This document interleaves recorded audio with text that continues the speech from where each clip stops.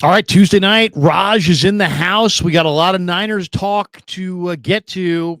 Kawakami's got a story out on Jauan Jennings. Is he staying? Will he be extended? Who looked good today in camp? Niners and Raiders go on Saturday. We have a lot to get to, so let's go.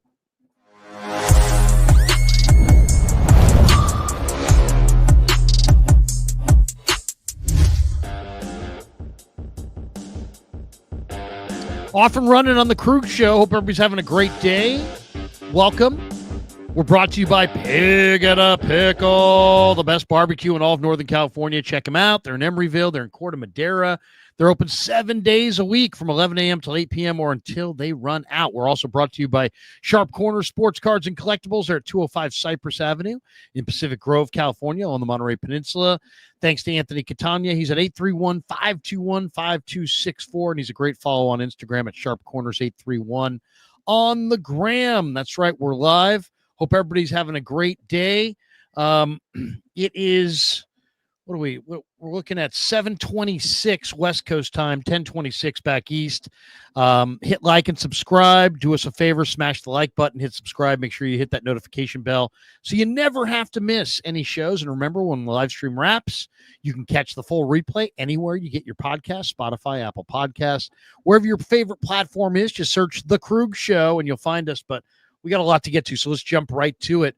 Raj, good to see you, man. You were out at practice today, the final practice of the year for the fans. What did you think of it? Yeah, I was happy to be there. It was the final one. A little sad because I'm not going back, unless you give me your media credentials, but I don't think that's happening. But it was good to be there. It was fun covering it, and I'm ready for some more football. I can't wait for this preseason to get finished so we can see some real ball. But, yeah, it was good times to be at training camp. And shout out to everybody that came up and showed me some love during training camp. Seriously, it's always a good time. I was glad to see the fans there and said hi to some of them as they were walking to their vehicle. And a lot of stories around the Niners. They had a bunch of guys who weren't practicing today. They didn't have one-on-ones. They're trying to blend the twos and the threes together to try to get through practice. And, this is just kind of the situation they're in. They're kind of this very similar to a year ago. Last year, they were the most injured team in football. This year, they don't have a lot of crushing long-term injuries that are for the year, but they have a lot of nagging injuries that have kept guys out. And they've only played one game. So what do you make of this? I mean, the Niners have consistently been one of the most injured teams in pro football. Before we get into Jennings and his contract standoff with the Niners, I mean, this is the predicament that they're in. I mean, why are they always among the most injured teams? Do you have a theory? Do you have any reason for why the Niners are always hurt? Yeah, I got a couple theories. And it's a question that we always have to ask. If you look at this team, you see every day they're working out players. They're signing new players. They bring in people. It's like roster shuffling, like a roller coaster. But I don't know. Just based on my observations, I'm not there during the season, but I go a lot to these training camps. And I mean, I know they do like some dynamic stretches here and there, but I just don't see them doing a lot of like static stretching. Maybe their blood flow gets cooled down, their muscles get tight, but like the Broncos, prime example, when they came for joint practice, they came out for like 20, 30 minutes. They were out there on the ground stretching like you normally see, football camps or whatever, high school, whatever, football movies. They're stretching for 20 minutes. Even during the preseason game 20 minutes before the Niners even came out, Broncos were out on the field stretching for a good 20 minutes. I don't know, man. I don't want to say that's like the only reason. Maybe we have bad luck, but I mean, there's a certain amount of players on the 49ers. Like you see Nick Bosa, he does his routine different from the rest of the team. Christian McCaffrey, Brock Purdy, like those guys, Fred Warner, they do a different routine. Even George Kittle. Other guys, they get their stuff, they get their gear on, they run on the field, they start doing their individual drills, a little bit of dynamic stuff here and there, but they're like mainly just go right to what they got to do. I don't know. I think that's a reason possibly why there's so many injuries. It's frustrating because here we are again, and we're sitting here. I always talk to people and say, hey, look, this team can stay healthy. They're going to do some damage, but it's always a big if with this team. Well, and it's like, if you ask this question, you're going to get the stank eye from, Shanahan, right? Why is it that your team's always hurt? I'm sure he hates talking about that. Yeah. But, and if you said to him, I noticed Denver stretches and you don't stretch, it would be He'd like, kill me. he just look, he would just, he wouldn't take out a gun and shoot you, but he would give you the look like he'd like to, you know what I mean? He'd give you that look like, I would like to kill you right now. Yeah. Yeah. Just because he doesn't want to answer that question. I don't want to ask that question. I don't want to talk about it, to be honest. I just want these injuries to go away. I don't really care. I don't care that much about their process. I don't care that much about their stretching. I really don't want to talk about it. I get paid to talk about football. I want to talk about football. I don't want to talk about, stretching habits and who's stretching and who's not. But how can we not ask these questions when every year the injuries are a major part of their whole season-long narrative? Absolutely. The thing is, we want to talk about football, but stretching is part of football. And whether you like to talk about it or not, like it's just part. In order to get into the game and play, you have to be loose. You have to make sure your muscles are, conditioned for getting into the game. So I know it's silly, and I guarantee you, if I had a press pass media credential and I asked Shanahan that, I'd probably get it taken away immediately on the spot for asking that question. Like, I get it, but it's not what people want to talk about. It's lame, but I was an athletic trainer. I did all that stuff before PT, like before I went to PT school. Like I worked on football teams. I know it's not the same level as the NFL. I know I didn't work on that, but it's literally what we did. 20, 30 minutes. We stretched the guys and then they go and did their stuff. I worked on not just football, all sports as an athletic trainer way back. This is way back in the day, but it's the same concepts. I don't know. I feel like that's an issue. There's probably other issues, that lead into it. The way you play, there's sometimes freak injuries that just happen, but I don't know. I feel like maybe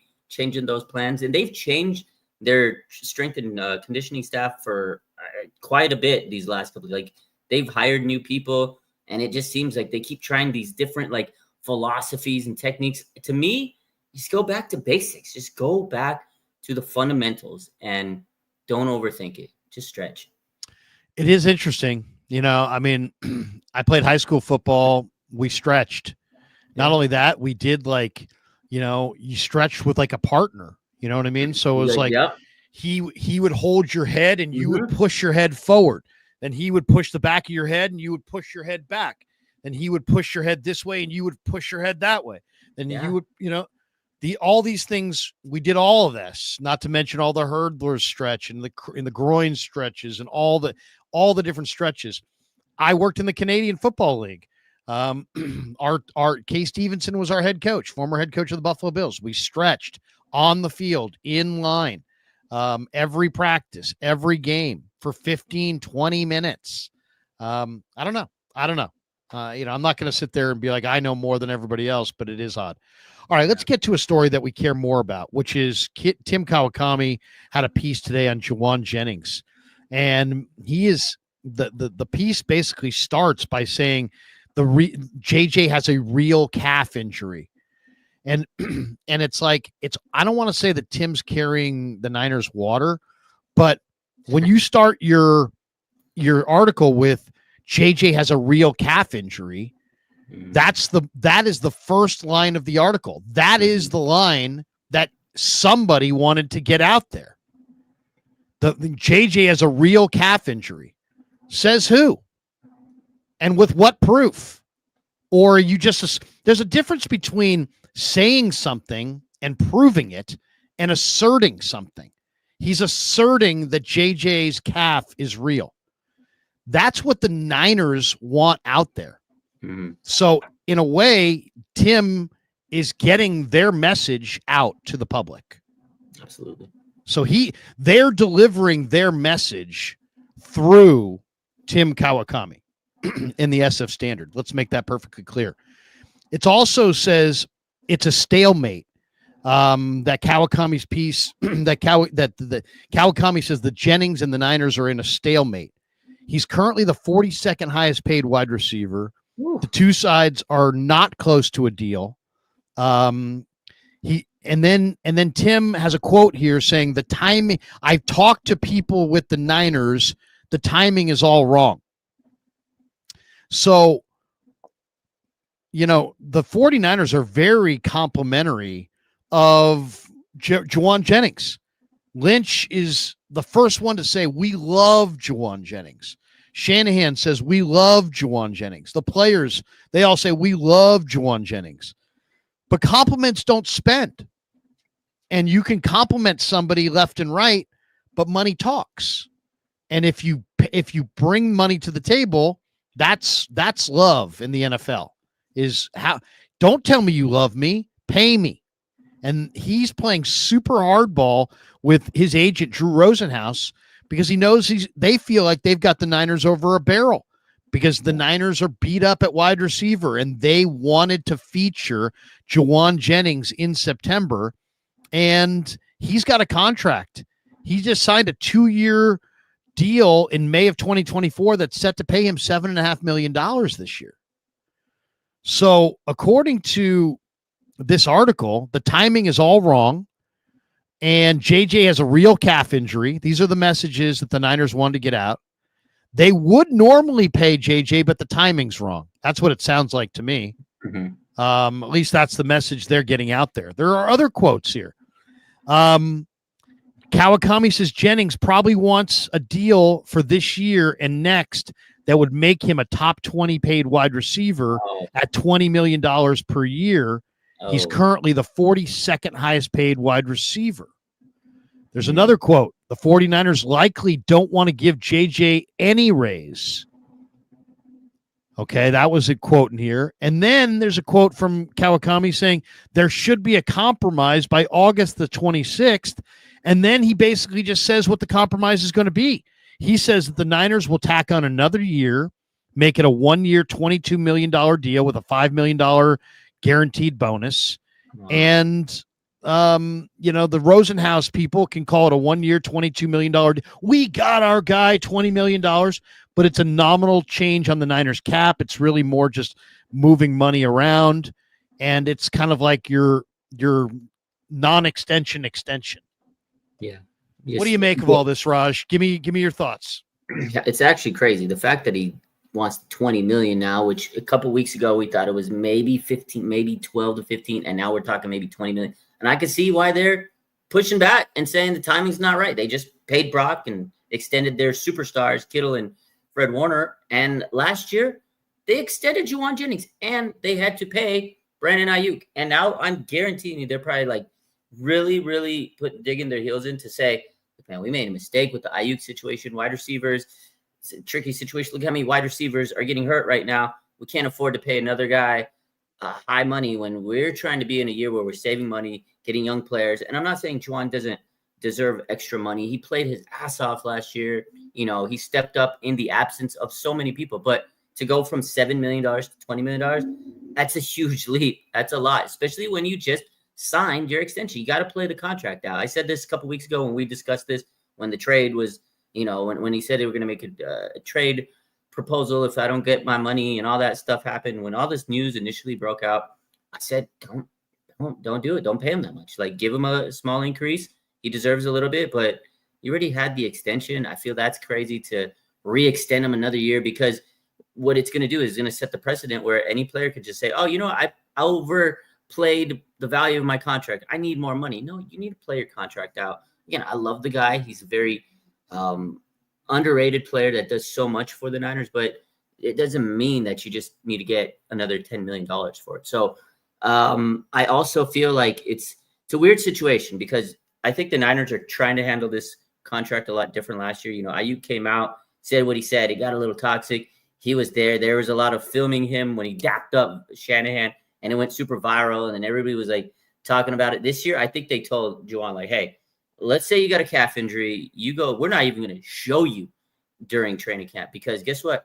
If he comes out there and he's doing rehab or any little thing, there's going to be video of it. Me or Brad or you or somebody's going to get video, and it's going to get super viral.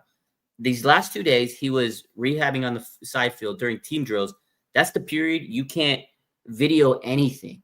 And magically, he's there working on his calf. So they're trying to say, like you said in the article, that it is a calf injury. They're trying to make it to the forefront. Like, yeah, he's dealing with the calf. And I think they're saying that to buy time to figure the situation out, because it's not going anywhere any quick.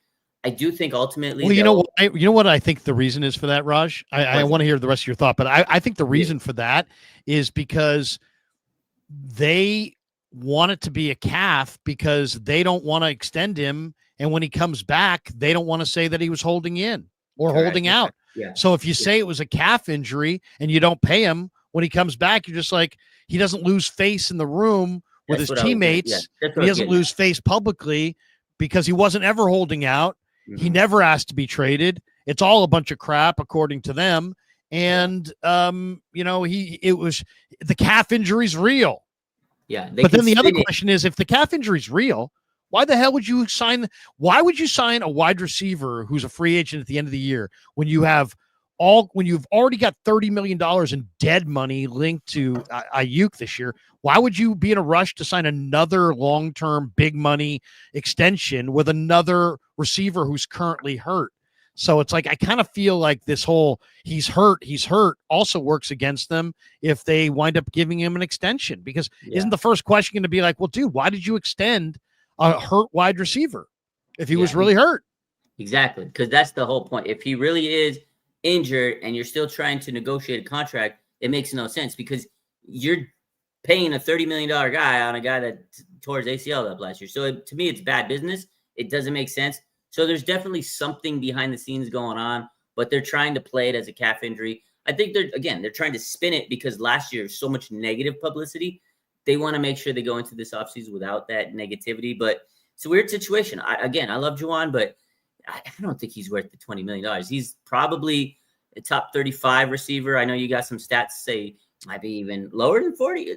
Well, but here's the list. Here's Spotrek's list of the highest paid receivers. Okay, so here's the top of the list. And the guy who's at the top of the list and the two guys at the top are the best, right? Yeah, so this is the way it should be. Jamar Chase is the best receiver in pro football. No doubt in my mind. He is the best. Justin Jefferson's right there with him. They're 1 and 2.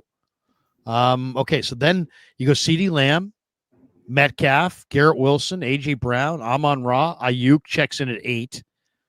Okay, then there's Tyreek Hill tied with him. T. Higgins is at 10. Jalen Waddle, DJ Moore, Devontae Smith, Nico Collins, Michael Pittman. I mean, there's no debating that any of these receivers are better than Jauan Jennings, correct? I agree.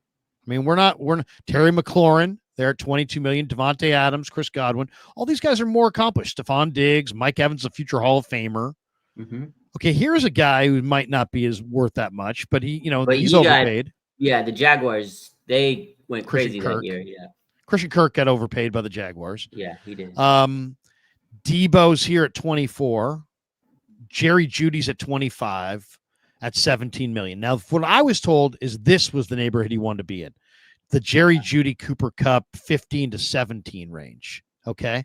But he's not as good as those guys. He's not as good as Cooper Kupp. He's not as good as Jerry Jeudy, I don't think. I don't think he's as good as those guys. Man. When he's locked in, he's a little inconsistent, but he was really good the last year and a half. So now Darius Slayton, I think, I would say he's right about here. I agree.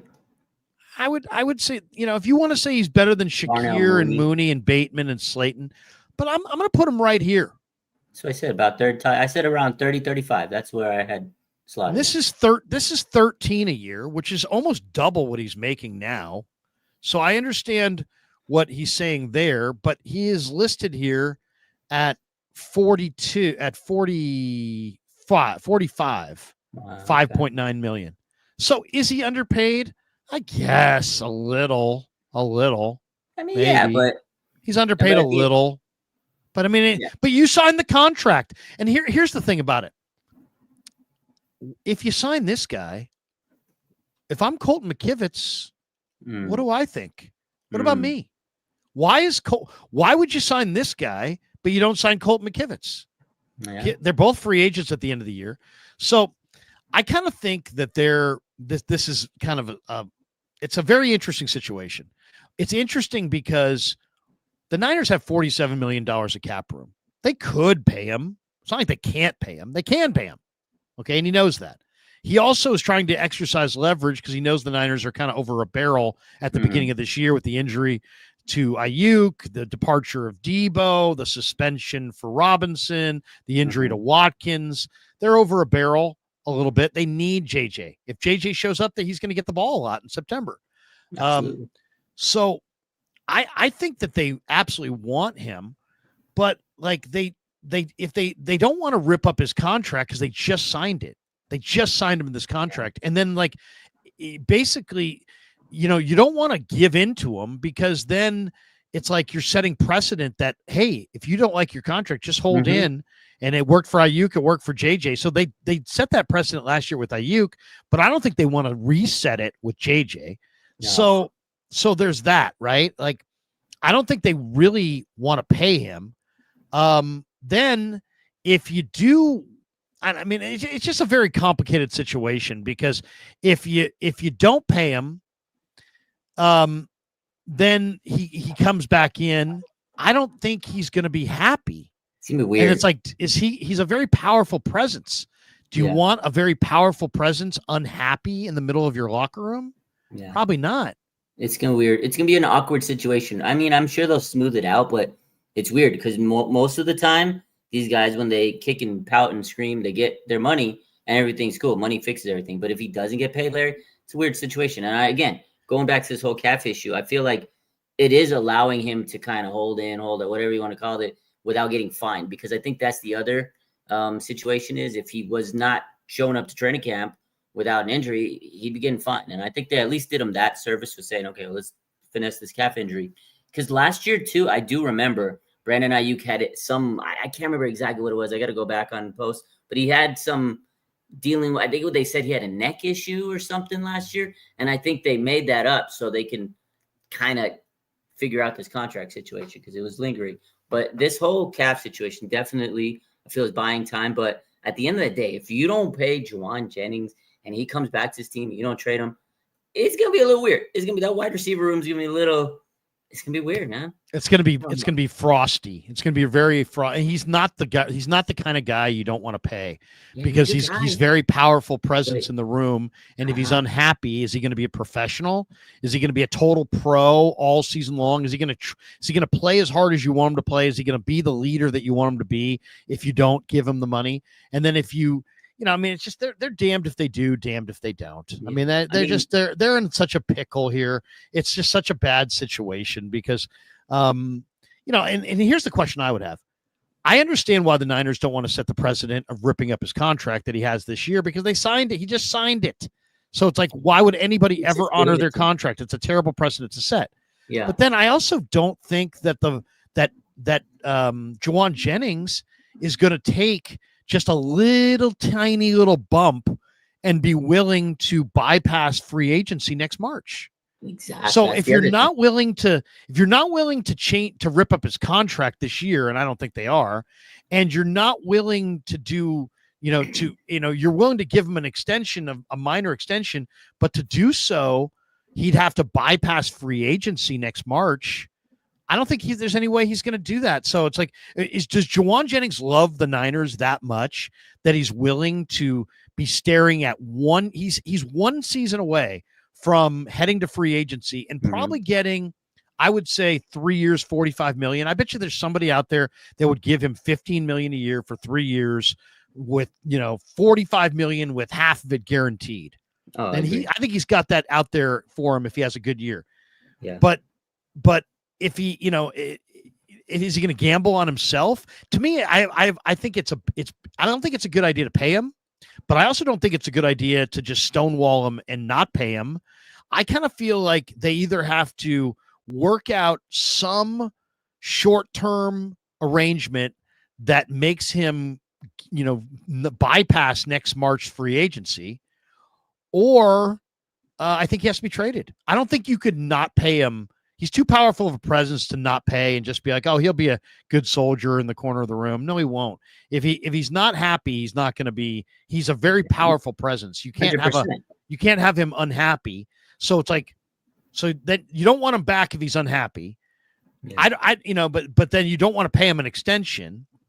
So what do you do? I mean, if no extension is coming, and they're just like, hey, tuck tail and come back here and just tell everybody that we'll tell everybody that you were hurt and now are healthy, but we're not giving you any money.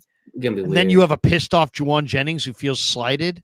I don't think that's a good move for the Niners. Yeah, it's gonna be weird. All of a sudden, calf injury's okay. He's back, like, because then you're gonna have to address was he really injured or not? And then that's the other thing is how much do you give him? You can give him an incentive, right? Because he wants to be motivated to play. Because if he knows he's gonna be out of here, he should want to be motivated to have a great season so he can get paid in the offseason in free agency and get paid handsomely. But he's got to gamble on himself. He wants money now because he knows he's gonna have to do more, like you said, with BA and Debo and all this other issues. But at the same time, it's like, we paid you, honor that contract, ball out. You'll earn so much money this next offseason. So it's a weird position to be. But then at the same time, the 49ers, you can't just extend him because in 2 years, he'll be 30. Is he going to be the same receiver? You can't just throw money to a guy that you just paid.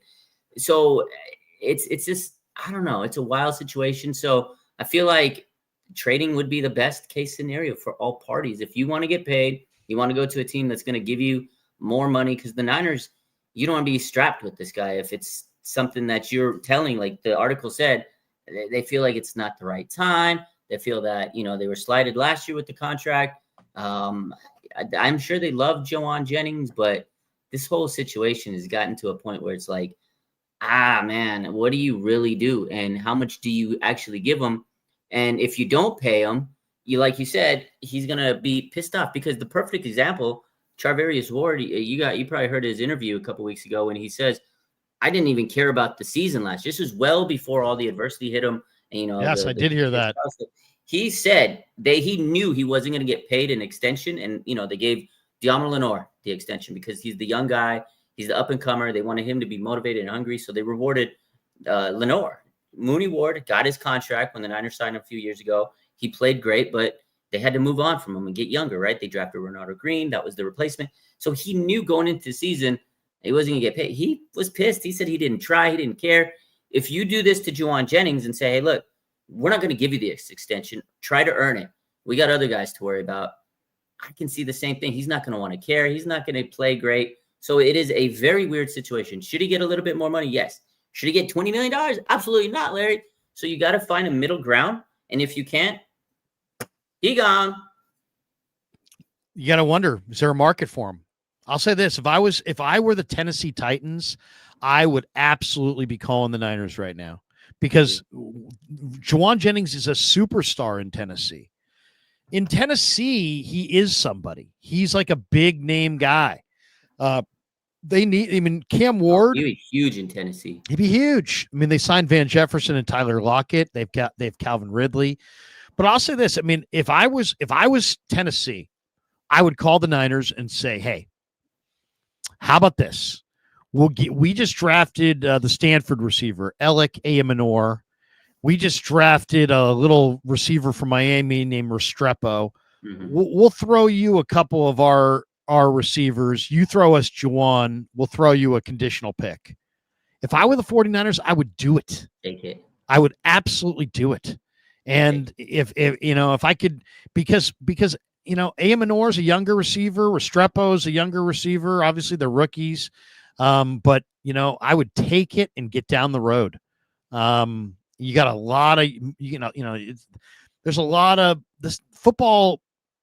There's a lot of moving parts. You know what I mean? I'll tell you that they also have a good depth on the corner there. There's a lot of talk that they want to move L'Jarius Sneed. There's a lot of talk that Roger McCreary might get moved. They've got some corners as well. So it's like, I would be interested in their corners as well. They also have Arden Key. They've got some guys that could help the 49ers. Blast from the past. Yeah. They got a bunch of guys. They got old Famiola Dejo. I mean, they've got some pieces that the Niners definitely would like back in return. But I would just say, hey, you want to give me the Stanford receiver and a conditional pick? Let's move it. Let's move on. They just need to figure this out, because the more they let it brew, it gets. We've seen it before, especially with Ayuk last year. We let it brew, and it bubbled and boiled, and then it spilled over, and it was a bad situation. I don't want a repeat of last year. If they got to make the trade, got to make trade. Tennessee, that's a genius trade for. I didn't even think of trading to Tennessee. The man was a hero on the Tennessee Volunteers back in college. They'd play that damn Hail Mary touchdown every day for him when he comes into the It stadium. would be first of all, it would be a very popular trade for the Yes. Titans. And Yes. secondly, it would be a very good trade for Cam Ward. I mean, what does Cam Ward need? He needs a Jauan Jennings. He needs a what safety any blanket. rookie Jauan quarterback would be a need? great possession receiver. That's fantastic. I'll tell you this too. I mean, the guy that I really wouldn't mind getting is Calvin Ridley. Oh, I wouldn't mind Calvin Ridley. I mean, that's for sure. I'd take Calvin Ridley in a heartbeat too. But I mean, Tennessee makes a lot of sense to me as a team that potentially could trade for Jauan Jennings. Washington, I think, makes sense to reunite him with Adam Peters. I think Miami makes some sense. Bleacher Report had a phantom trade today in a Tyreek Hill article, sending Jauan and a 6th to Miami for Tyreek Hill. Oh, I mean, that would be an incredible deal. It is interesting though. The Niners love JJ, but the timing's not right, and I kind of wonder if the timing's ever really going to be right. And then it's weird to hear, direct quotes in this article, the 49ers likely don't want to give JJ any raise. Wow. That's interesting. Yeah, that's interesting. That's interesting. And then any raise. And then Tim says there should be a compromise by August 26th. So, I mean, that sounds to me like this. They've already decided he's not going to be traded. He's not going anywhere. They're going to tell everybody it's the calf. They're going to give him some nominal raise to make him and his agent feel better. But I'll say this, I'm going to be very interested to see what this deal is, because I think the Niners don't have a deal to make here, because they don't want to give him more money this year. And I don't think he wants to buy out his free. I don't think they want to pay him the big money to buy out free agency. No. And I don't think Rosenhaus, if he's smart, would not let him buy out his free agency for some nominal amount. No, so he knows he can cash in. It just doesn't work. Yeah. It doesn't work. The extension, because of those factors, does not work. The only thing that works here is if Rosenhaus wants to be, if he wants to be deceptive, if he wants to really try to pretend that Jauan got a great deal, but in reality, it's not a great deal. And that maybe he cares just enough about agent speak that they'll have some kind of, as Tim references here, some compromise. But I don't see it. I don't see it, because at the end of the day, a compromise has to include one of two things. It has to include more money this year, or an extension for next year, or a long-term extension, I should say. 3 things. And I don't think the Niners are up for any of the 3. I really don't. Yeah. I think sadly, as much as I don't want it, I think it seems like we're headed for a trade, unless Rosenhaus is going to play some kind of agent game at the end and just take, basically just take some deal that's really not that good of a deal, just to say he got something done. He's a pretty tough. He is. He's a tough agent. Someone in the comments said he's a weasel. Yeah, he's a tough one. So I could see him making some type of ultimatum at the end and gets his client some money at the end of the day. But you're right. They're in a weird position, because they don't want to give him a mega extension, tie themselves up. It's just weird. He's good, but he's not like worth a 2 or 3 extra year extension. You gave him the 2 years you wanted last year. Now he wants more. If you can't find a team to take him, you're just going to let him play it out. But if you do that, he's going to be pissed off. So weird situation, Larry. I don't know, man. I do think that was crazy in that article that Tim Kawakami wrote, that they don't even want to pay him. They have no number. That was definitely a key point. So we'll see. What do you're the voice of the fans in a lot of ways. I mean, I talk to a lot of fans, but you're going face to face with the fans. You sit with the fans. Yeah. What is the fans' reaction going to be if this thing blows up and JJ, let's say JJ makes a public, I think the other thing that could happen here, I think they could make a public trade demand literally within like 72 hours of the 26th of August. 26 is that when? That's the cut down. Cut down's on the 26th. I would guess by the 23rd, 24th, 25th, in that range somewhere, they're going to make a public demand for a trade. Yeah, I think Niner fans are going to be pissed either way. They're going to be pissed. You can go 2 ways. I don't think right now they're mad at Jennings like they were mad at Ayuk last year. People hated Ayuk. They still do. They're starting to slowly forgive him, but they hated Brandon Ayuk. I feel like right now the teams, the fans are saying, "Hey, look, you need to pay Jennings. He's so good." Majority of them. There's not everybody, but the majority of them are saying, "Hey, pay the man. He helped us out so much. He stepped up, clutch. He does so much. This, that, the other. We know all he does." But if they get out to a point where they're saying there's a trade demand, they're going to be sick at him, and they're going to say, trade his ass, get him out of there. They're going to hate. Their Niner fans are going to be disgusted. They're going to disgust. The majority of them are going to be pissed because we literally just had this situation last year, and the injuries are piling up, and you're going to have the emotions overflowing. It's going to be some angry fans. I'll tell you the other thing that I don't like is I don't like giving, guys who hold out all summer from practice, money, and then have them have some soft tissue injury. Yeah. You're doing this because he's got you over a barrel in September, but you're getting receivers back later in the year. But as soon you could easily sign him to some kind of an extension. All of a sudden he's got a hamstring pull. Oh, I'm going to miss 3 weeks. Well, by the time he comes back, everybody else is back. And it's like, what was the whole signing for? I don't know. Personally, I love JJ as a player, but as Gene says to me on X here, trade him. We're not going anywhere this season. That's Gene's. That's Gene's thought. It's tough. It's a tough call. And what you don't want is you don't want to not pay him and have him be, some negative distraction. Mm-hmm. So you can't not pay him and have him in the room. So if you're going to have him in the room, you're going to either have it's really as simple as that. If he's going to be in the room, you have to pay him.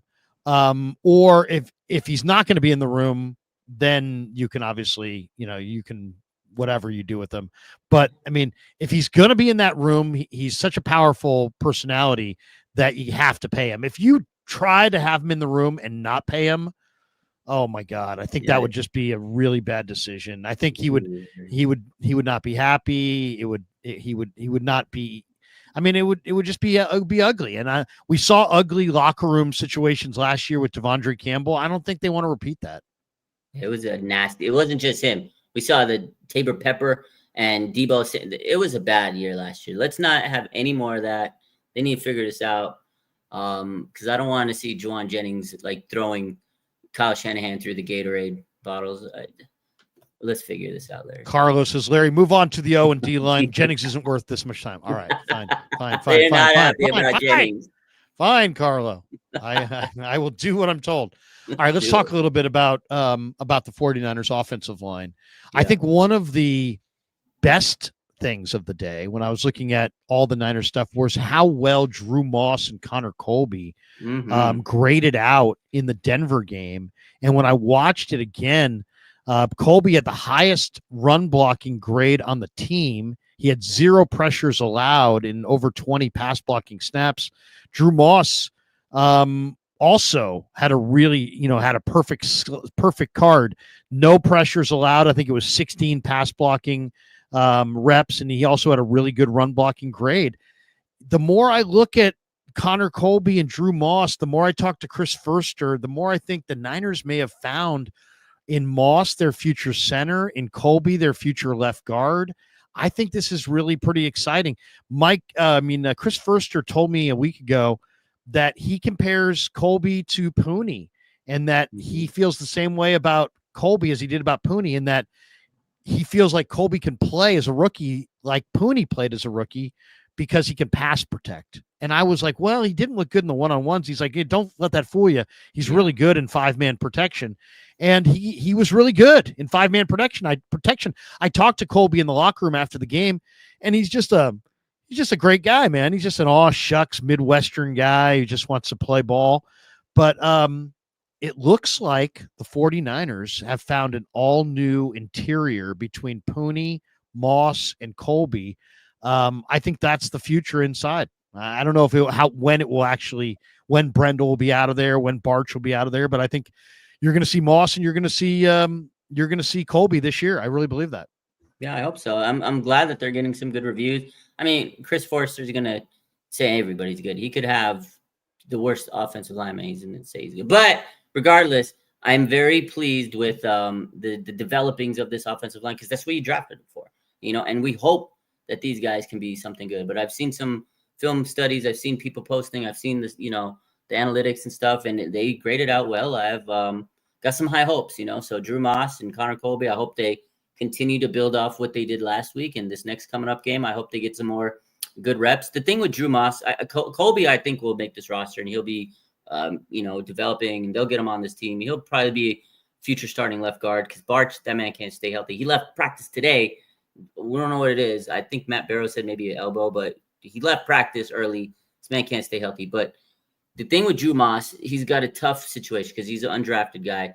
Those guys get very, very, very few opportunities. So he has to go out and make all his opportunities count so much. So he's done so far good in the training camp practices. I think he's done well. But these next 2 preseason games, Drew Moss has to really shine because undrafted guys, they don't get a lot of opportunities. So maybe he can make the practice squad and then they can keep him and develop him from there. But this man has to make the roster somehow, some way. But the only way is kind of continuing to prove himself. And I hope he does because, I've seen enough as Nick Zakelj over the last 3 years. I just don't think he has it. I don't know. There's a lot of other guys. Spencer Burford was atrocious on Saturday. Didn't like what I saw of him. Maybe Andre Dillard can be a good swing tackle. But as far as the interior, I have high hopes for Connor Colby and Drew Moss. So we'll see. But one guy, I want to switch to D-line real quick. You put me on this guy a couple weeks ago, and he was a stud on Saturday. Sebastian Valdez, Seabass, Larry. What a call, man. What'd you think? He's real. The Hulk. He was the real deal. I was sitting there watching. I'm at the game, and I'm going, is that Seabass? Is that Seabass? I was like, Larry was right. I kept saying it. I was like, Larry was right, man. Larry was right. And he got a lot of praise. Kyle said he flashed the most out of the game. Got a lot of high reviews. It's looked good, man. I'm happy for him. That's another undrafted guy. He is definitely making the most of his opportunities. Good stuff. Oh, he looks amazing. He looks amazing. Yeah. Here's an interview, by the way, he did with Channel 5. Yeah, Matt Lively. It's only about 30 seconds, but we'll play 30 seconds of this. Here's Seabass. They call him the Hulk with Matt Lively. I know you said that you chose the 49ers because of the scheme that they ran and that you were watching tape. Were there any former Niner players that stuck out to you that you started modeling yourself after or really became interested in watching? Well, I think when you look at that 2019 season, you see Armstead, you see Buckner, those guys playing interior, there's just beasts, man. The way they play with their intensity, their effort to the ball. You watch that on tape and you're like, how can I do that? So that's definitely what drew me to this team. Very cool. Yeah, Valdez is something, man. He's something. He's fun to watch. He's real. He's violent. He's fast. He's a pass rusher. I'll say, the other thing that came out today that I don't know if you caught this, and I'll see if I can pull this up here off Kev's Twitter, but Saleh shouted out today Alfred Collins. Yeah, I saw that. This was a pretty good little cut here from Saleh. Let's see if is this it? I think he gave a shout out to Seigel and Collins. Let's see. Maybe I don't have that one there. But here is Saleh. I asked Saleh today about Tatum Bethune because I love what I saw from Tatum Bethune. Oh my God, he looks fantastic. Here's what Saleh had to say about Bethune. Robert Bethune looks faster, I think, from last year to this year, maybe by a step and a half. You weren't here last year, but what do you see for him? You've seen a lot of good linebackers. You know what? Rookies, you go back to him being a rookie, he may not have seen it as fast, so he felt a step slow. And I always tell people, if you're thinking, you're not executing your 40 time, right? He comes out of college, he's running a certain time, he plays with a certain speed, but if you're thinking, you're not utilizing all that. And I think he's playing a little bit more without thought. Now he's not all the way there yet. There's still some things that he's learning every day, but when these young men can play without thought, especially the ones that are fresh from college, and they can utilize all their God-given ability, they flash and they pop on tape because of their speed. And Tatum's no different. He's had a really nice offseason, and we've bounced him around a little bit from Mike to Sam to Will, and trying to get him to have some versatility to his game. But he's been doing a really nice job. Yeah. I love it. What do you think of him, Raj? I mean, Bethune, they're using him all over the place because he's got to be a backup. So they got to make he's got to make sure that he can play everywhere. But he looks noticeably faster. Whether he is faster or just playing faster, he looks great. Yeah, he looks like he's in much better shape this year. He looks like his training has really helped him. Whatever he did to train is helping because he looks good, man. I saw him in that preseason game. He's been looking good in training camp. Overall, I really like the development. And you got a great linebacker coach, Johnny Holland, and now you got the Saleh. Right, real quick, I just want to say that little clip right there. You listen to Saleh talking about a player. He didn't coach him last year, but his assessment, his analysis, and everything he said was just. It's so refreshing to hear your defensive coordinator actually answer a question and give you some food for thought and really be like, oh, wow, that's a great, assessment of what, he's able to do and everything. Where last year, Nick Sorensen, it was, I can't tell you the answer. I don't know the answer. He would just. Communication breakdown. Breakdown. Communication breakdown. It's like, we're having a communication breakdown right now. I'm asking you questions and you can't answer. Couldn't answer, but. To answer your question about Tatum Bethune, I'm very happy that he's made a good amount of development this year. That's what you want out of your young players, and that's what they're doing. But man, Niners draft class last year was fantastic, and it seems like it's going to get better. Here's Saleh on Collins. This is, I thought, one of the. This made me kind of lean up in my chair today after the practice. Listen to what Saleh had to say about Collins. Mm-hmm. CJ and Alfred looking towards you. I mean, how's their progress going? I feel like they've made really good progress. CJ's doing a really nice job. Alfred, I felt like Alfred took a really good step in the game. He's a big body, and again, I've said it to you guys before, not to make excuse for him. But he was kind of hurt in February. He hadn't done anything, no football stuff until August. So he was way far behind the 8 ball. And I felt like this past weekend, especially in the game, he took a really, really good step in terms of strain, power at the point of attack. I think the next step for him is to get off blocks, play with great pad level, go make some plays. But overall, I thought his footwork was better, his pad level was better, everything improved. So if he just keeps stacking up days, he's going to turn into a pretty damn good football player. CJ's been. Not to take away from him, he's just been on a steady incline since he's gotten here. He's been doing a really nice job, and again, same thing for him. Just keep climbing, and we may not know who they are till the midway point of the season. They're rookies. As soon as we hit week 1, it's going to start all over. They're going to be leaning on new bodies, new blocking schemes, and they've got to learn week to week what they're putting on tape and understand that part of the game that's happening in there. So.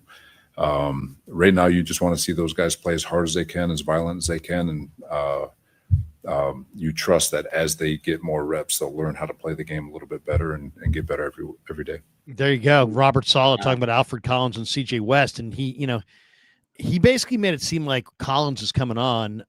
We saw Collins today, Raj, running with the ones on the defensive line. You were there, you saw it. I think.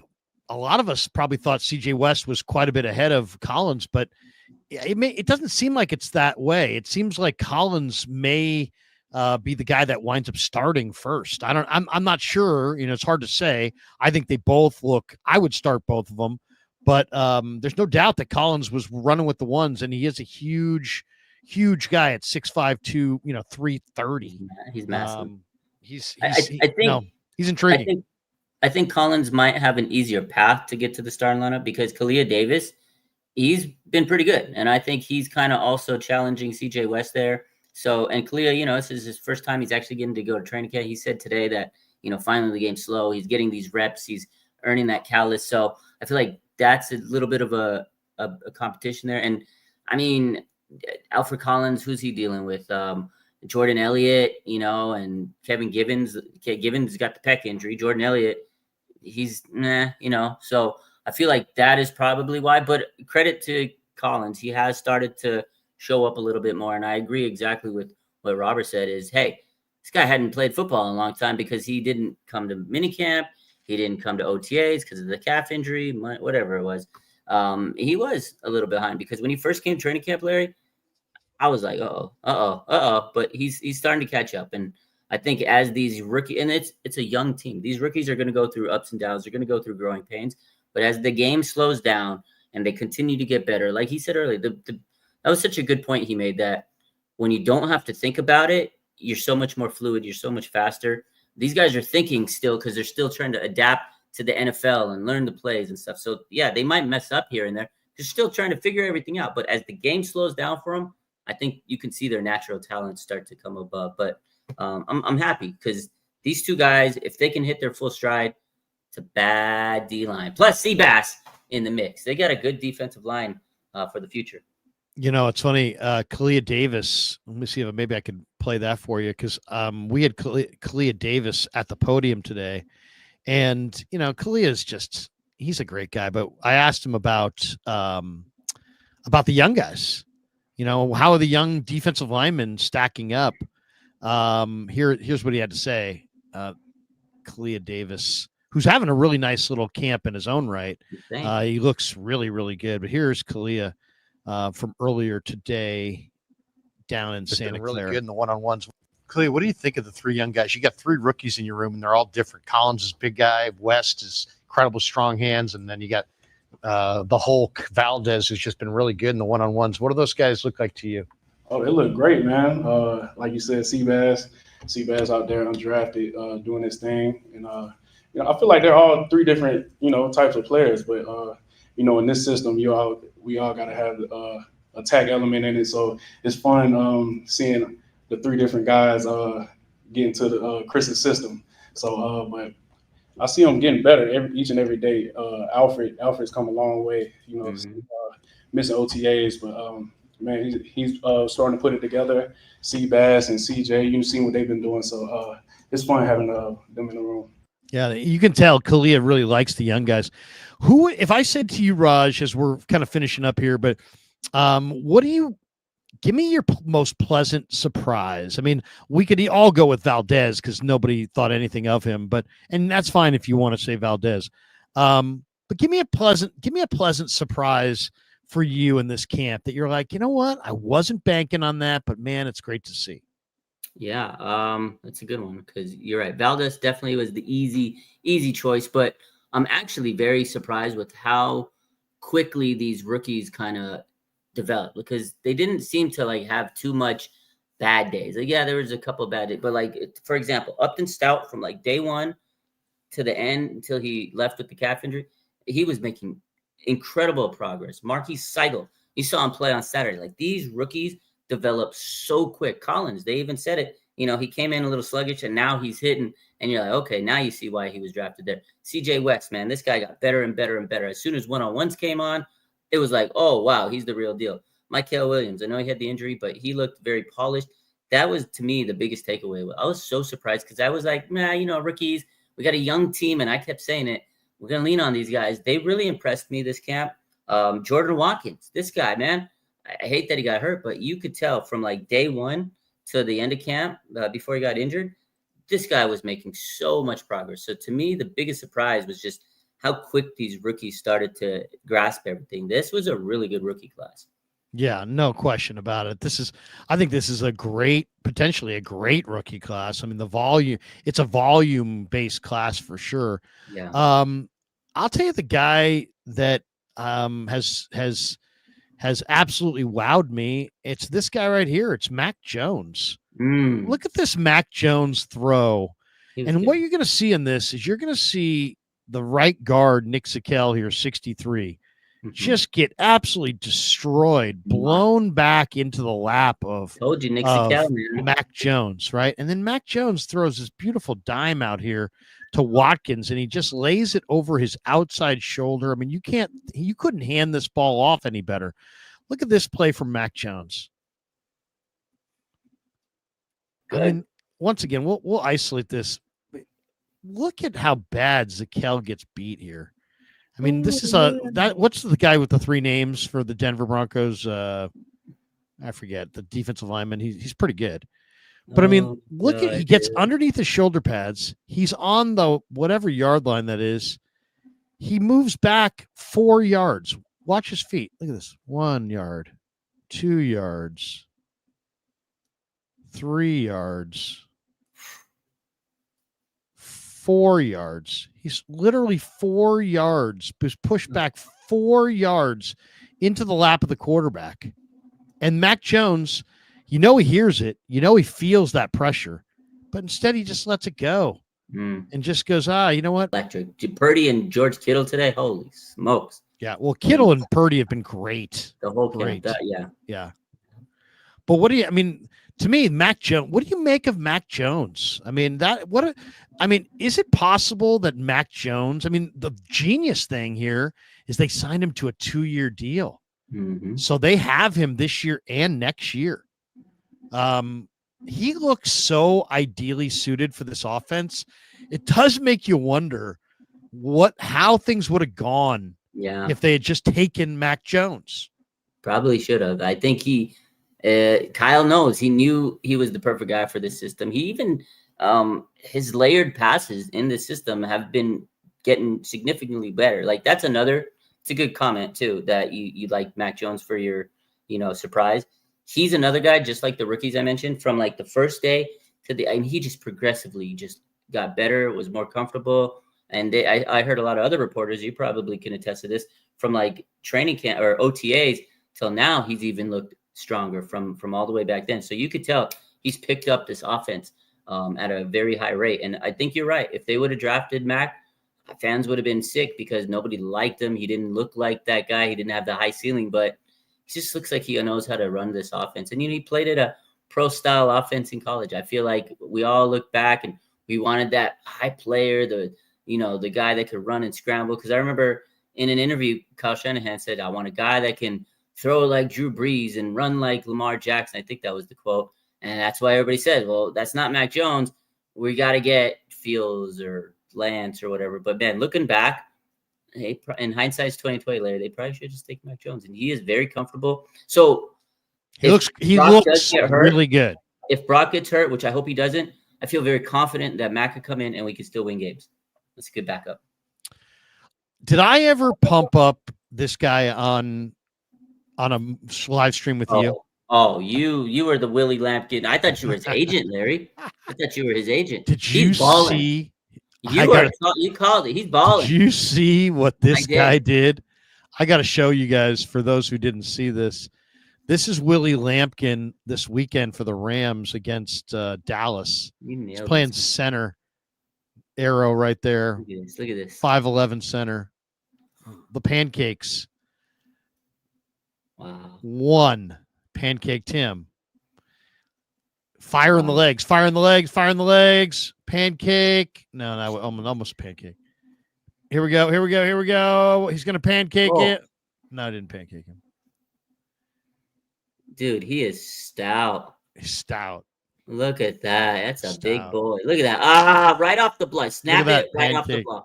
Wow. One of my friends said he's still going to get cut. No if he gets cut, the Niners got to sign this guy. We better sign that man. Look at that guy. I think he's so good, dude. He's a beast. Look at that. You were on him like I was. You were all over this guy. I loved Willie Lampkin. I remember that. All right, I got one last one for you, Raj, and this is a little bit of a concern. Maybe I'll share the screen on one of my tweets. Do it. This is a tweet that I had earlier today, and this is a genuine concern that I have here. I said one thing to keep a close eye on as we approach August 26th cut down is the NFL's a rush and cover game on D. The Niners badly need good young corners. Their top 3 are Lenore, Green, and Stout, but they need 3 more. UDFA Jacob Robinson and Darrell Luter Jr. have shined at times this camp. They need to be on the final 53, but veteran journeymen like Trey Brown, who's guaranteed $500,000, and Saron Neal, who's guaranteed $2.25 million, may get those spots instead. I said I'm getting Sam Womack, Isaac Yadam, Deshaun Jameson, Isaiah Oliver flashbacks. Will 49ers learn from their past mistakes or repeat them? Stay tuned. Yeah, that's a good point. What do you think? I mean, you've been at camp. You saw the preseason game. In your mind, is Saron Neal going to make this team? I mean, Jacob Robinson, to me, should make the team. And I put Luter on there just because he's a big corner, who's young and could be coached up. He's made some nice plays. But they have guaranteed Saran Neal 2.25 guaranteed. They have guaranteed Trey Brown $500,000. That's almost $3 million of Jed's money. Are they going to put Brown and Neal on the roster to justify those free agent dollars? So it's a good question. And then I think Steph even mentioned Dallas Flowers, who's been a very big Who I really like. That's another guy I like. So it's tough. I feel like Jacob Robinson, if you cut him, someone's going to snag him. I don't feel that way with Luter. I know you love Darrell Luter, but I think he's a guy that you could probably probably can afford to get rid of him and put him on the practice squad. He'll clear, but I don't think he almost had an interception in the game the other night. I know he played decent. I'm glad he did, because in training camp, one-on-ones, guys get beat. But it's another story for another day. My takeaway on that, Trey Brown, I think he has a shot to make it because he's getting paid that much. But Saran Neal, I think 100% he's staying on this roster because I think they brought him in to replace George Odom. And George Odom was a big part of this defense on the special teams, or not the defense. He was a big part of the special teams. And Brant Boyer specifically brought in guys for the special teams. Remember last week you were telling me how a lot of these guys that make the roster have ties to special teams and they're going to be a big part of special teams. So I do think Saran Neal he's a lock to me to make this roster. Paying him $2.5 million guaranteed. He's a big special teams guy. They don't have George Odom anymore. To me, that's easy replacement right there. Trey Brown, he has his work cut out for him because all the guys we mentioned are clearly ahead. They're so much better than Trey Brown in training camp. He had a good game according to PFF. He did PFF, but that's PFF. I think if you look at the whole body of work, he's behind those guys. But he's got 2 games to earn that $500K. Let's hit some supers and we'll bolt for the door. We're an hour and 2 minutes in. We got over 1,000 people hanging in the room. We appreciate every single one of you guys. If you could, everybody hit like and subscribe on both channels, here and over at Raj's channel as well. We're dual streaming tonight. Hit like and subscribe. If you hit like, it just helps more people find the show and the algorithm. If you hit subscribe and hit that notification bell, and each time either of us go live, you'll get a little notification that says, hey, you don't have to miss a minute of the action. So if you could do that, we would appreciate that kindly. And we always appreciate all of our super chats. So let's get right to it because we got a bunch of them here. Let's get up to the top and do them in order. What happened here? Why is this? There we go. Okay. Here we go. We got this one. Humdinger. 49ers have Temu strength and conditioning coaches. Funny. Is that the commercial with the duck? Is that what it is? Temu? What's Temu strength? I don't know. Temu's like cheap off-brand, like garbage brand. Joseph Ernberg, only way to rid curse is Candlestick 2.0 F Santa Clara Levi's. They don't like it. It got rated, I think.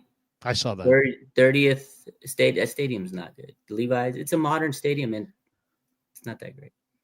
I guess.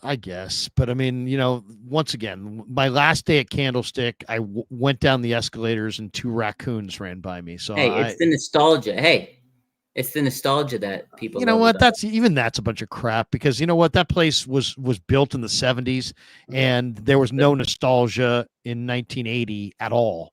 All the nostalgia came after Joe got good. So the place sucked. I loved it for baseball. It was great in the summertime, but for football, I mean, it sucked. It had the aura, man. I don't know. I mean, it was all right. I mean, it's Candlestick. Levi's, I almost have a heat stroke every time I go there. But has nothing to do. That's just Santa Clara in the summer. There, man. It's Santa Clara, man. I know it's hot. Hey, dude. You know what? This just in, it gets hot in Santa Clara. I know, in the fall. I hate it, dude. Come on, it's man. so hot. Even my place, Unbelievable. It is hot. I'll say this too. It's freezing in the press box. So it's like we can just give some of the cold, some of the cold from the press box to the sunset. I also wonder when I'm watching games and I'm looking at people on the other side and they're staring into the sun, are you even seeing anything? You're staring. If you're staring right into the sun, are you seeing anything? You're probably not. You're just sitting there getting a massive headache. Yeah, big headache. I don't. To me, no. MSQ says, Krug, are you saying JJ is pulling a Seth Rollins? LOL. You don't get. So Seth Rollins is a wrestler. and he Sorry. faked an injury. Long story short, he faked an injury. So you're saying that he's faking his injury, is what you're saying. No, I don't think it's a fake injury, but I'll say this. If he comes back and he doesn't get an extension, then yeah, it was the ankle or it was the the calf. But if he comes back after he gets an extension, then I'm not buying that crap that it was the calf. Well, how convenient. It's come on. I don't buy that. I'll say this about the calf, though. Shanahan's like, it's not too serious. Well, if it's not too serious, how come there's no timeline?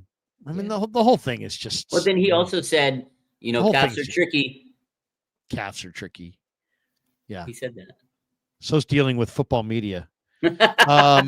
MSQ. Krug, you don't pay a player based on how he compares to others around the league. You pay him based on how important he is to the Niners, which JJ is. No, that's not true. No, you have to go at the market value. It's the market. The market. So what? Because JJ, so what happens if all the other 49er receivers in the preseason died?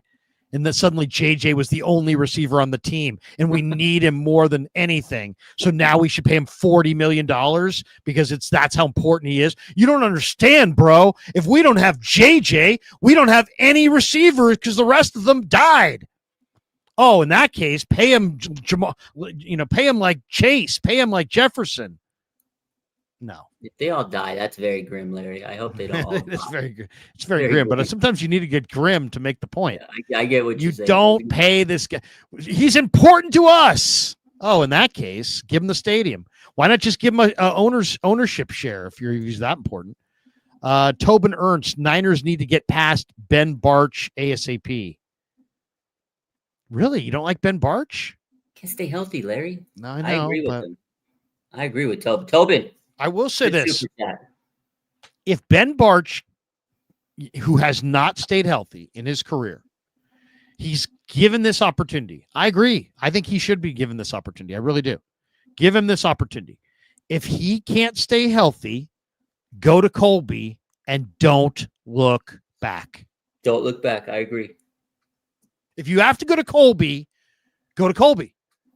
But then Ben Barch is off the bench. And he'll only be in there when Colby gets hurt.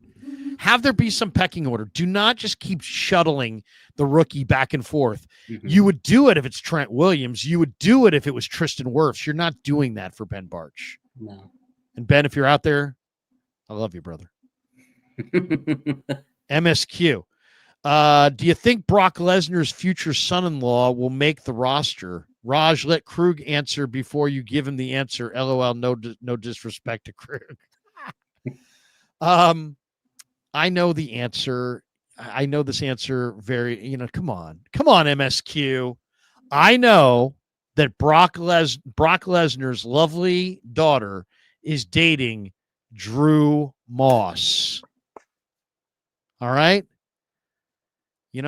I didn't get to be where I'm at by not knowing the Drew Moss data points, MSQ. You say, where the hell are you at? I'm in my garage right now. Okay. That's where I'm at. Okay. I'm just joking about the last part, but anyway, yes. Drew Moss and Brock Lesnar's daughter. If you really knew Niner ball, you'd know her name. No, I'm just joking. I know. Do you know? Do you? No, I don't. Maya Lesnar. Look at you. She's like a Olympic savant, dude. She's like shot put legend. She's killing it, dude. She looks exactly like. So you're a shot put fan. Go ahead, name another shot putter. I don't know. I just know Brock Lesnar. Yeah, exactly. She's a shot put legend. Name another shot putter. Michael Carter. Blanks. I don't know. Michael Carter.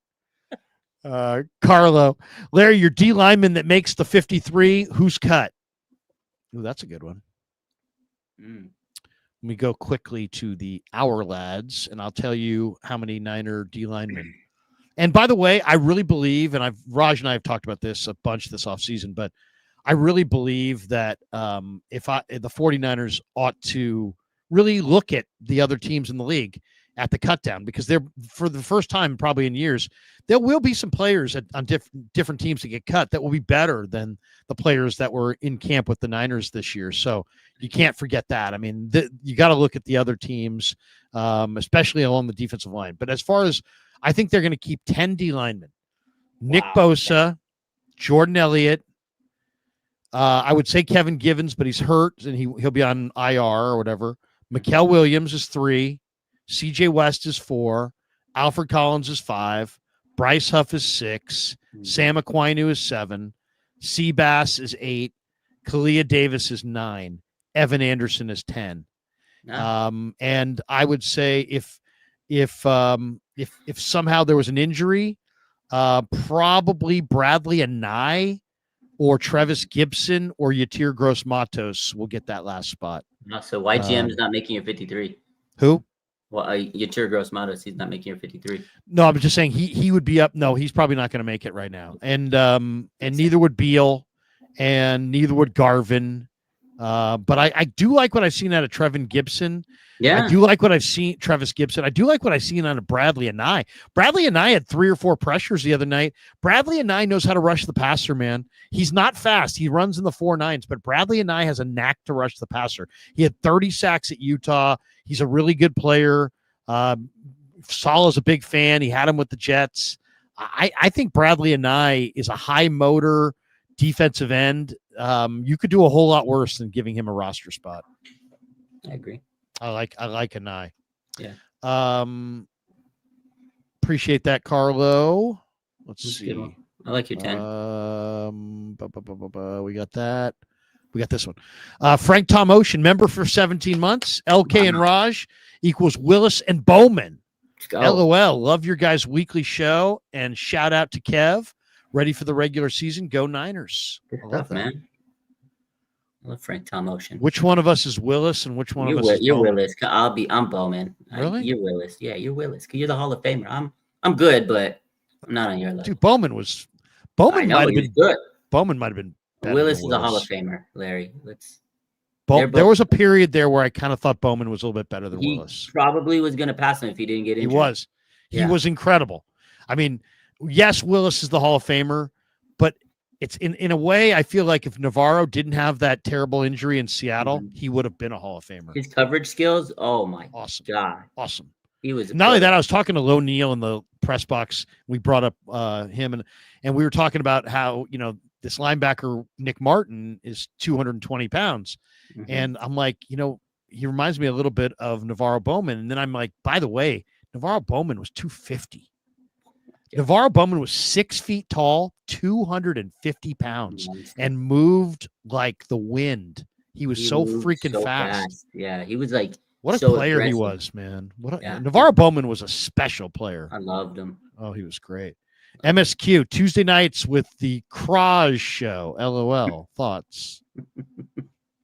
I don't like it at all. The Kreuger. Yeah, that doesn't. Why don't we call it the Rary show? Why don't we call it the Rary show? Rary. Don't even tell jokes. Don't even try. We'll wind up getting our channel canceled, everything else. Yeah. Tommy Huxley. Kittle took Tig's lunch money. Yeah, did you? Kittle had a day today, and he beat Tig, Jair Brown down the field.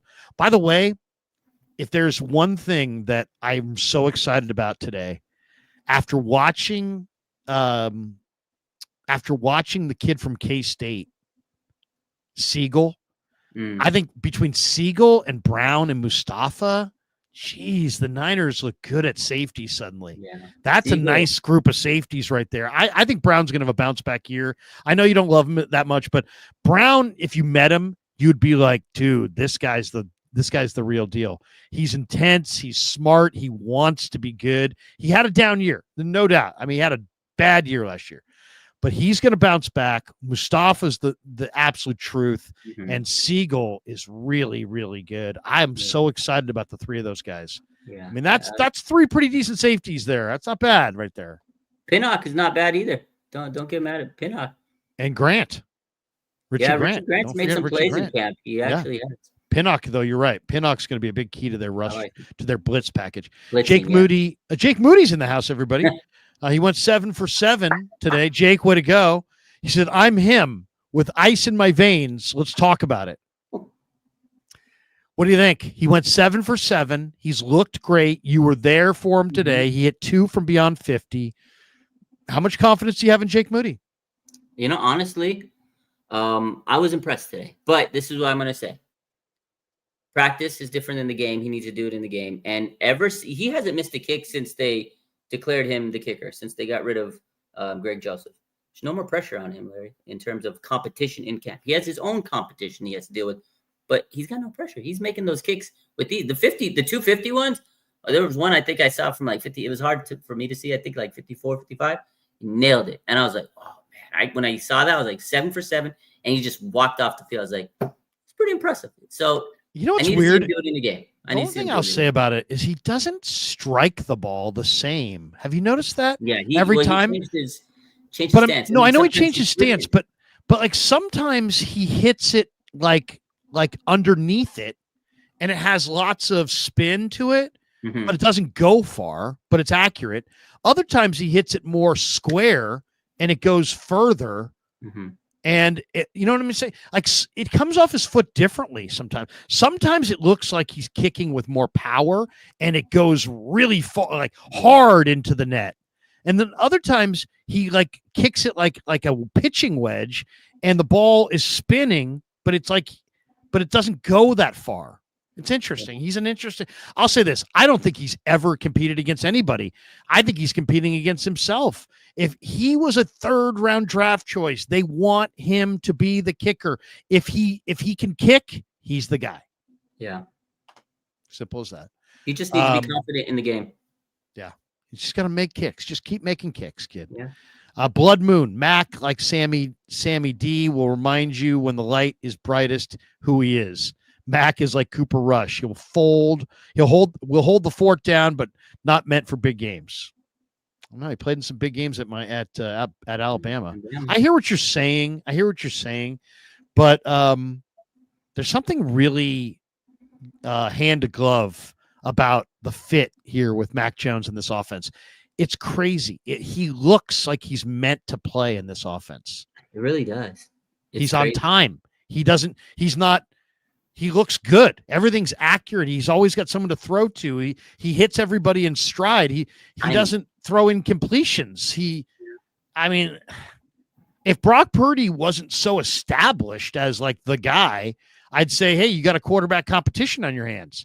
But since Brock's already been paid and it's obvious it's his job, there's no competition. But if he hadn't been paid and this was Brock from a year or two ago, this would be a competition because Jones has completed a higher percentage. There's no doubt in my mind. He's been impressive. I'm not going to lie to you. He looks good. I did not have that high expectation. I was like, Mac Jones. I remember when we signed him, I'm going, oh my God, this is a joke. You were not excited when on the stream when we announced, hey, Mac, you were not excited. A lot of people thought, retread. Oh, what do they need? Mac Jones. Why bother? He looks, I'll just say this, and I'm going to say it very clearly for those of you. He looks better than Sam Darnold looked in camp. Sam Darnold maybe threw a little bit more zip on the ball because Sam Darnold has a tremendous arm, but Mac Jones is more accurate. Mac Jones throws fewer interceptions. Mac Jones goes to the right guy more often on time with accuracy than Sam Darnold. He looks better than Darnold looked a couple years ago in this offense. So, it's amazing. I'm amazed by it. I'm amazed that he looks this good. I'll say this too. I'm amazed. I thought he was going to be a guy that was going to be kind of cocky and kind of arrogant and kind of aloof and just, he has come in. He's a grinder. They love him. He fits in. The coaches are like, he's smart. It's like he's deferential to Brock, but at the same time, he's confident and like people feel like we can win with this guy. And he's a revelation. I think he's one of the best backup quarterbacks in the league for sure. I agree. I thought he was going to be like super stuck up, nose in the air. I was like, yeah. God. And he's been nothing of that. I like him. He's solid and he's funny. I cannot believe it. Yeah, he's actually funny, he's man. Funny. The guy's funny. I said to him, I said, hey, whatchamacallit said you're hilarious. Are you hilarious? He's like, well, Yeah. I remember the first training camp there, I saw him. He was cooking. I looked to my side. I think Brad was there with me. I looked at him. He looked at me. I was like, this guy's pretty good in this offense. We were surprised. We were like, whoa.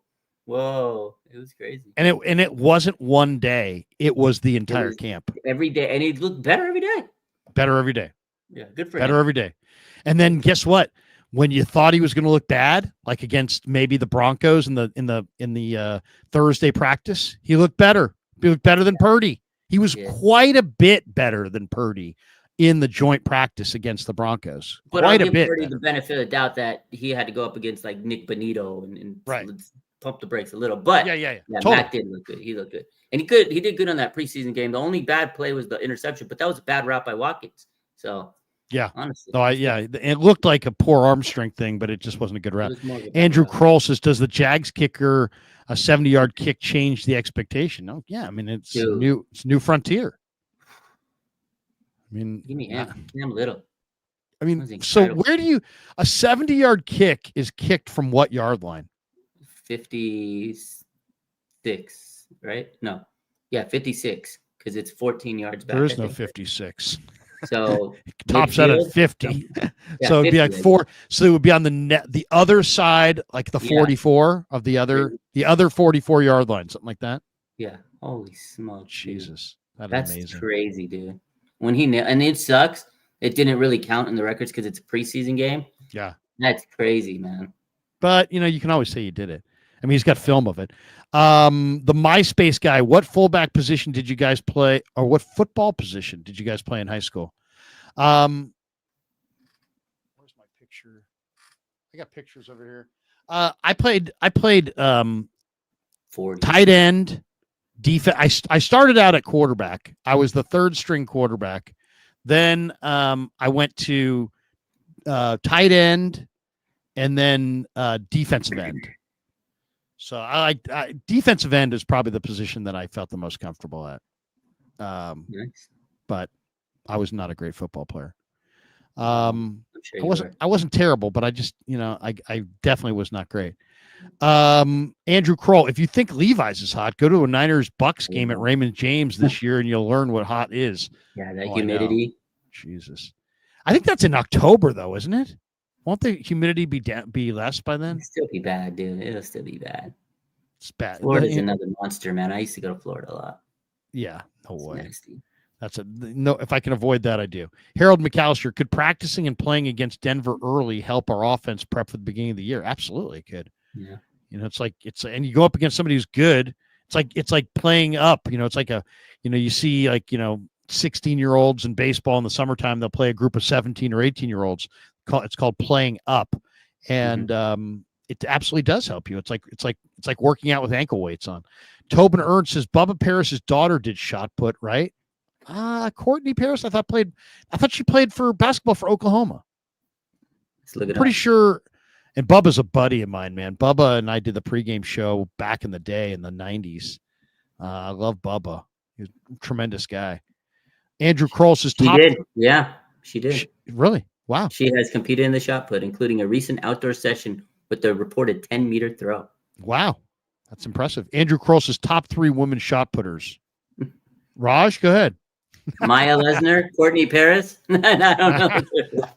And Sally Johnson. Yeah. We got MSQ. Caitlin Clark. What else can she do? She could probably do it. Yeah, Caitlin Clark. Except the other shot putters would probably try to hurt her. MSQ, Maya Lesnar is the number 1 shot putter in the nation. And Krug, like Raj, I can't name another shot putter, so don't flame me, LOL. The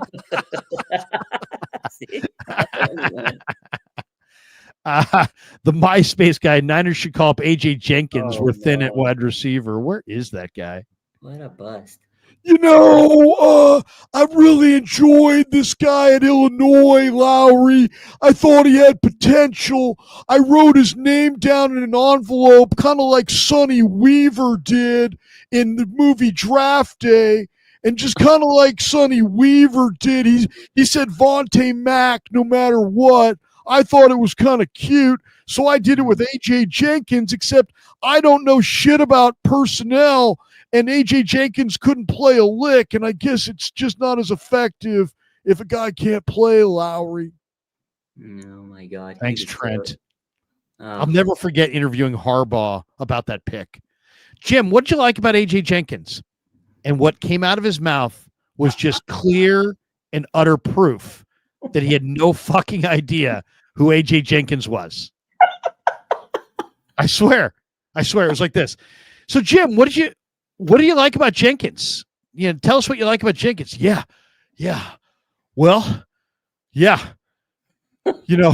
Came from a great conference, played in a hell of a conference. I mean, you're really tested in a conference like that. Oh my God. Okay.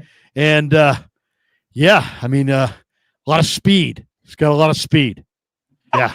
And I'm looking at him. I'm like, he has no idea who this guy even is. He has no clue.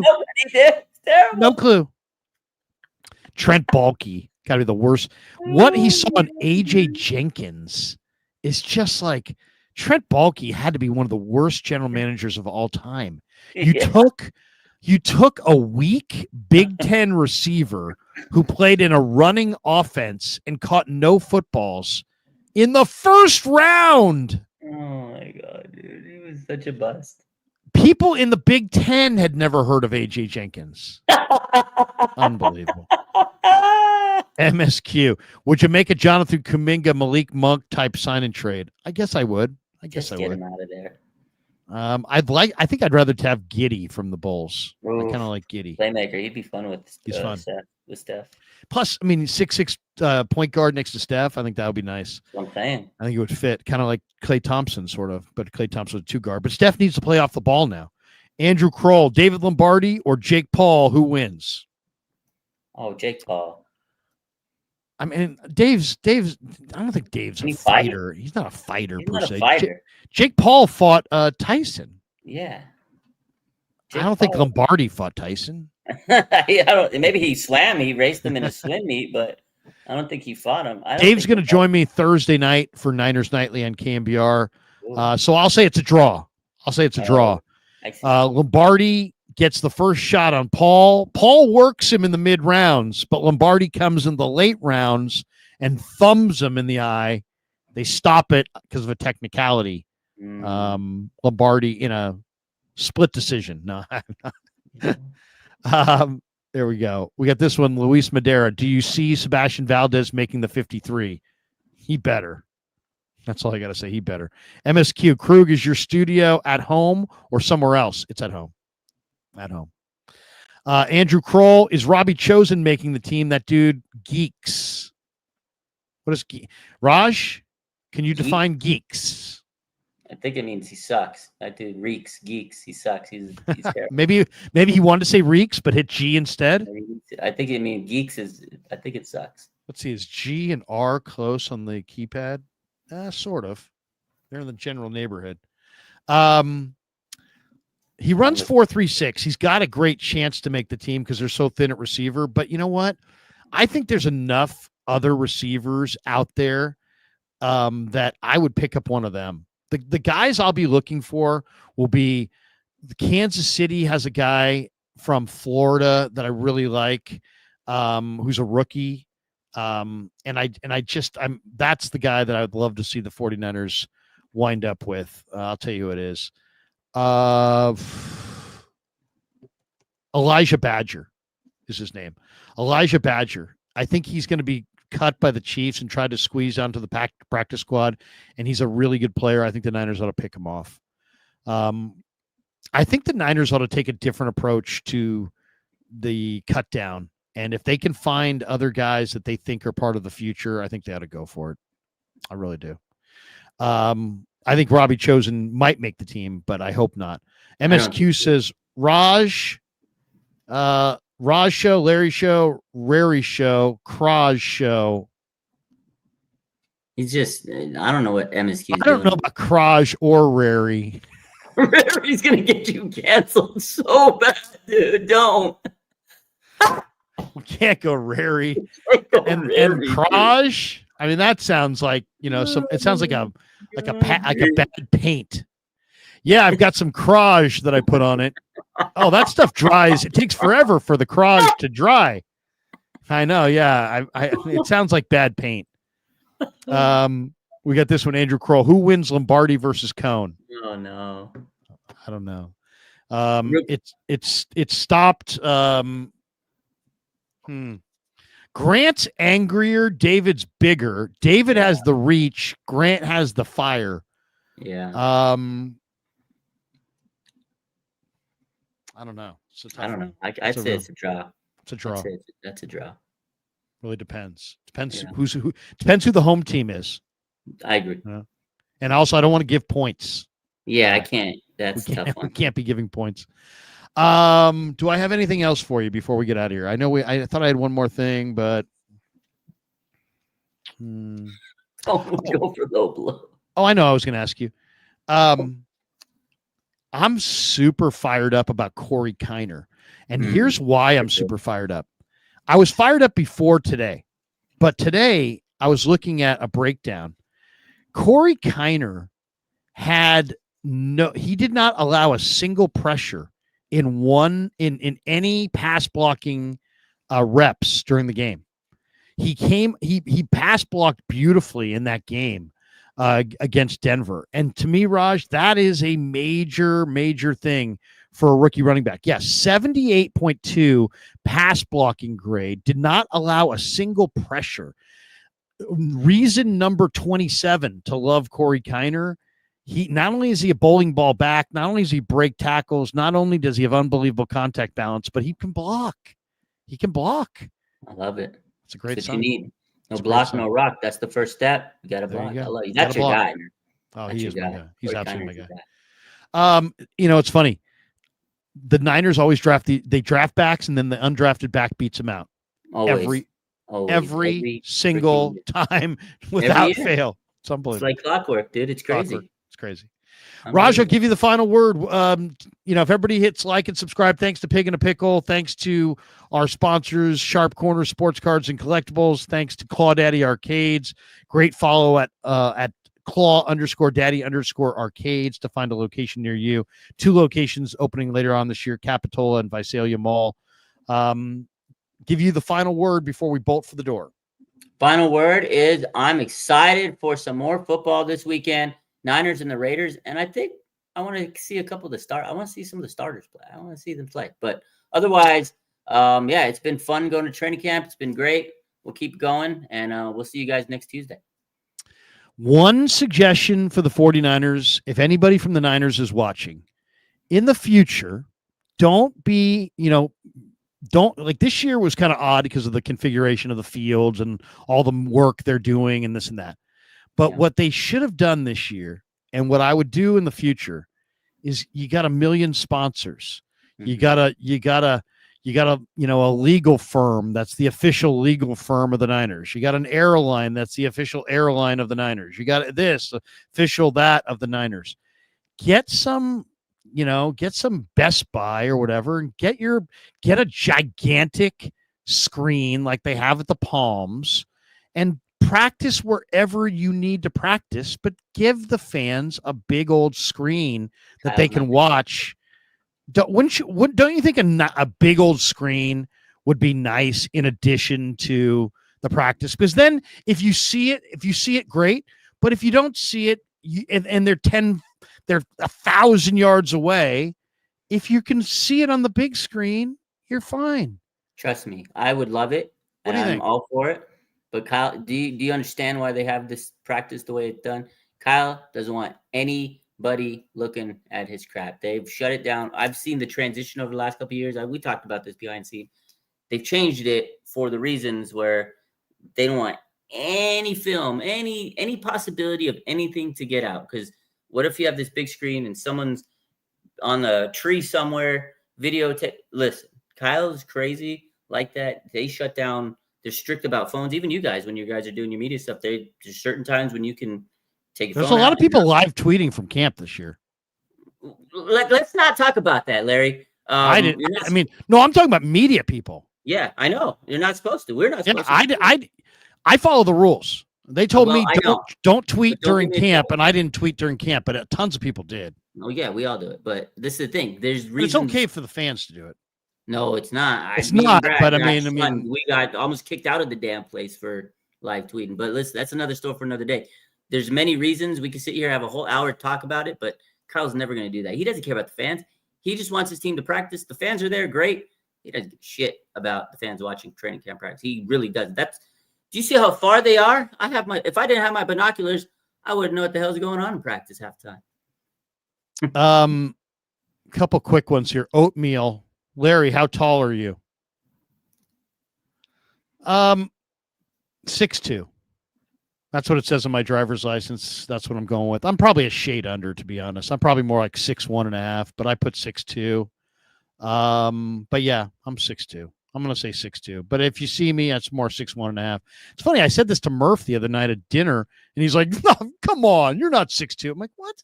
I am 6'2". My brother's 6'5". My dad was 6'3". Wow. I was 6'2", or I am 6'2". And then I've got this one. Carla, Larry, did you record the 225 bench? I did. You're saying, did I tape it yet? I haven't taped it yet because my kid hasn't gone with me to the gym, but I will tape it. I feel like I need to tape it because I feel like nobody's going to believe me. So I'm going to have to put that out there just to show everybody. 55-year-old Kreuger can still put up 225. I'm going for. I want to go on a day where I feel really, really strong, and then I want to do like 5 reps so nobody can, people be like, oh, come on, no doubt. Okay, last 2 supers here. We had the Who Wins Lombardi Cone. We got this one. How tall is Cone in real life? I don't know. I would say I'm probably an inch taller. Maybe he's 6 feet. See that tall? Maybe 5'11". I think I'm an inch or 2 taller.